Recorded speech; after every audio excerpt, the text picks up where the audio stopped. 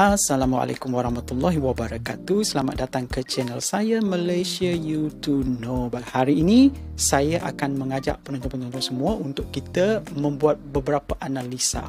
So untuk video kali ini saya akan mengajak kita kepada empat perkara utama dalam analisis ini. Pertama, kita mengenali calon, siapakah yang bertanding di P119 Parlimen Titiwangsa. Yang kedua, kita akan analyse komposisi pengundi mengikut kaum, daripada 2018 kita tengok pula lepas dibanci tahun 2020 itu pengundi komposisi mengikut kaum. Yang ketiga, kita akan melihat tentang sejumlah pengundi daripada 2018 dan 2022,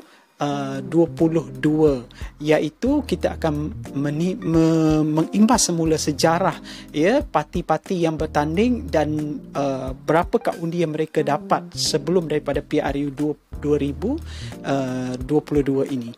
Okey, dan yang terakhir sekali kita akan memfokuskan analisis ini tentang berkaitan dengan jumlah pengundi, keseluruhan pengundi untuk Parlimen Titiwangsa ini, jumlah keseluruhan dan termasuk pengundi baru dan juga pengundi undi 18. Okey, 4 fokus utama yang akan saya huraikan di dalam video kali ini. Okey, yang pertama sekali kita tengok siapakah yang bertanding untuk P119 Titiwangsa. Okey, kalau kita tengok kebanyakan figura-figura, gambar-gambar yang ada tertera di video ini, dan tuan-tuan, sahabat-sahabat semua dah tahu dah siapa yang ada di gambar ini sebenarnya. Dan kalau kita tengok nombor 1 tak perlu diperkenalkan lagi, Datuk Seri Johari Abdul Ghani yang akan mewakili Barisan Nasional iaitu BN. Lepas itu nombor 2 itu Khalid Abdul Samad yang akan mewakili Pakatan Harapan. Ini merupakan kali pertama Khalid daripada Parlimen Shah Alam akan bertanding di Titiwangsa. Ini kali pertama Khalid bertanding di Titiwangsa. Yang ketiga, kita tengok nama Dr. Rosni Adam mewakili Perikatan Nasional. Dr. Rosni Adam ini merupakan satu figura yang sangat berpengaruh di dalam parti PAS, iaitu Parti Islam Si Malaysia PAS, Muslimat PAS. Dan yang keempat, kita tengok yang ini satu sosok yang sangat-sangat dikenali oleh, boleh dikatakan seluruh Malaysia lah kenal, iaitu Datuk Seri Khairuddin Abu Hassan yang mewakili parti pejuang yang disebut sebagai GTA, daripada Gabungan Gerakan Tanah Air. Okey, so 4 figura ini kita dah tahu siapakah mereka ini. Okey, so untuk analisis yang seterusnya, kita beralih kepada statistik pengundi Titiwangsa komposisi mengikut kaum. Ini saya ambil daripada data 2018 dan 2020, iaitu selepas dibanci. Jadi kita dekat sini kita boleh tengok pecahan undian mengikut kaum itu. Pecahan undian. Kalau kita tengok, first kali kita tengok statistik pengundi Titiwangsa tahun 2018. Tahun 2018 yang pertama kita tengok kaum Melayu merupakan pengundi yang paling tinggi dekat situ, 70.49%.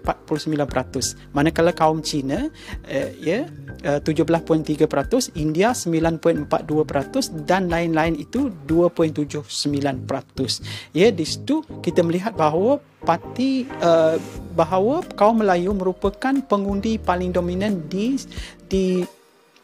di Parlimen Titiwangsa ini. Tetapi selepas bancian, statistik pengundi Titiwangsa mengikut kaum tahun 2020, kita boleh tengok dekat situ yang mana pengundi Melayu daripada 70% turun kepada 67%, 67.7%, turun sebab dekat situ dah ada penambahan pengundi baru.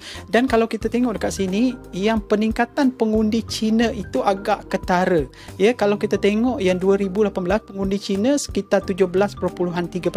Kalau kita tengok tahun 2020 pengundi Cina itu dah meningkat daripada 17 ke 23.3%. Ini suatu peningkatan yang sangat-sangat menarik ya di Parlimen Titiwangsa. Lepas itu manakala pengundi India daripada 9% turun ke 7.6% dan juga lain-lain itu daripada 2.79% turun ke 1.4%. Jadi peningkatan pengundi Cina dan juga yang non-Malay dekat situ, kalau tengok yang sebelah kiri sekali yang saya tunjuk di situ peningkatan pengundi Cina dan non-Malay ada 32.3%, dan manakala Melayu untuk PRU ke-15 ini adalah pengundinya 67.7%.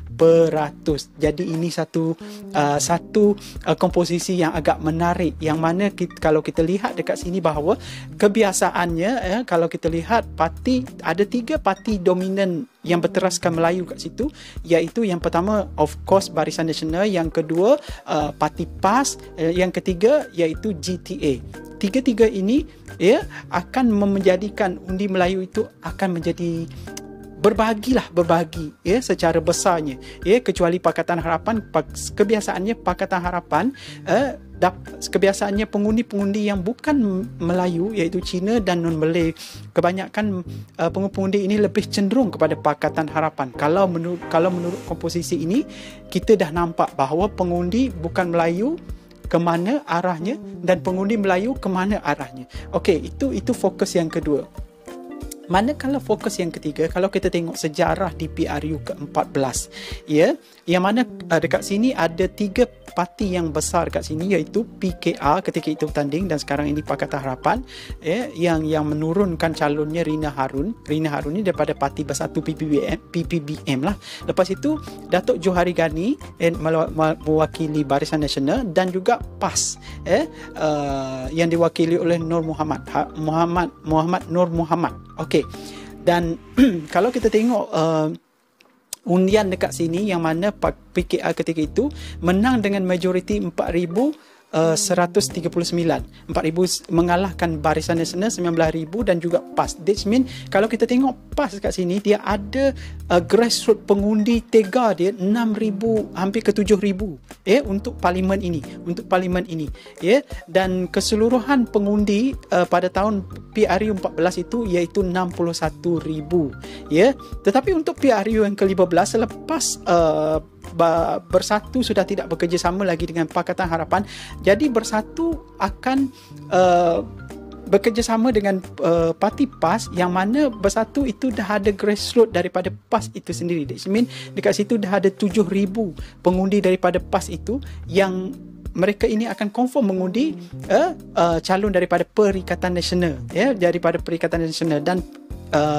Dan kita tahu bahawa Titiwangsa ini memang ada sejarahnya bahawa pernah dimenangi oleh calon PAS melalui arwah Dr. Lolo Ghazali, yang mengalahkan orang yang sama juga, yang mengalahkan Datuk Seri Johari Ghani. Ini sekitar PRU 12, PRU 11, PRU 11 atau PRU 12. Kita boleh search di laman web, yang mana PAS pernah menang kerusi ini apabila berlawan one by one melawan Johari Abdul Ghani ketika itu. Tetapi dekat sini ada bila Pakatan Harapan PKR menang, PRU yang ke-14, PRU ke-14, yang mana PAS memang dah ada pengundi tega dekat sini. Jadi apabila PAS bekerjasama dengan Bersatu, apakah Bersatu akan berjaya mengambil mengambil secara banyak undi daripada yang dimenangi ketika Rina Harun menang kerusi ini pada PRU yang ke-14. So itu kita tak tahu lagi. Okey, fokus saya yang keempat yang terakhir, okey, iaitu statistik keseluruhan pengundi.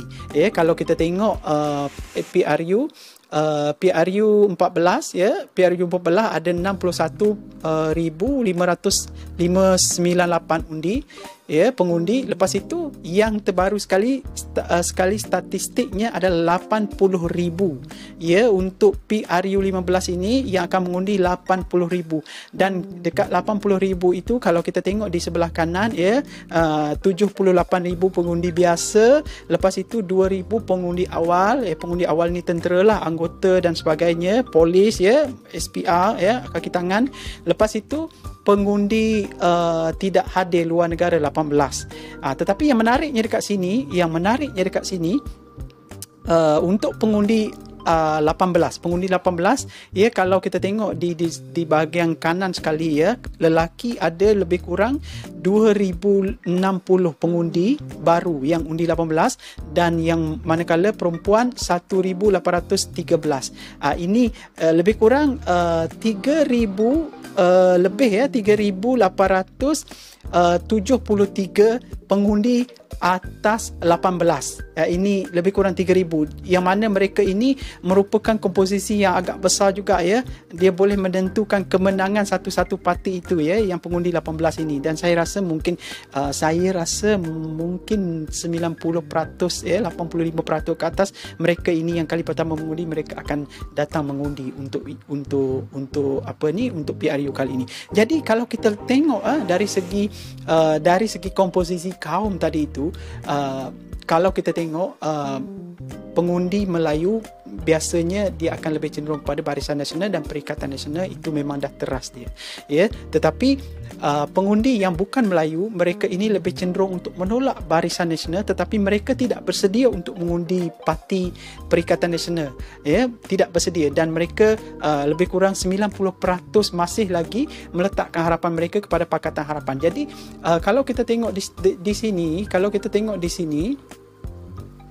ya, kalau kita tengok di sini yang mana pengundi Cina dan bukan Melayu 32.3%. Ya, andai kata Pakatan Harapan berjaya mengekalkan 30% daripada undi bukan Melayu ini, dan ada sedikit suntikan 12% daripada undi Melayu, 12% ya, 12%.